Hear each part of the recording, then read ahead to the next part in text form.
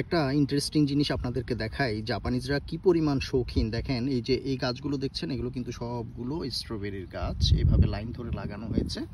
এবং একটু ভেতরে যদি আমরা দেখি, এই যে স্ট্রবেরিগুলো সব পেকে এভাবে লাল হয়ে আছে, এই যে একেবারে লাল লাল হয়ে আছে পেকে।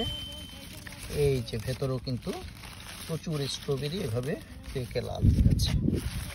এই যে স্ট্রবেরিগুলো এভাবে বিভিন্ন জায়গায় হয়ে পেকে লাল হয়ে গেছে। এই যে এইটাতে, এই যে কিন্তু বেশিরভাগ স্ট্রবেরি এভাবে গাছে ধরে ধরে নষ্ট হয়ে যাচ্ছে, কেউই খাচ্ছে না। এবং এরা বেশিরভাগ ফলই এভাবে চাষ করে কিন্তু খায় না। এই যে এই স্ট্রবেরিগুলো জাপানিজরা লাগিয়েছে, একেবারে লাইনে লাইনে এভাবে লাগানো হয়েছে।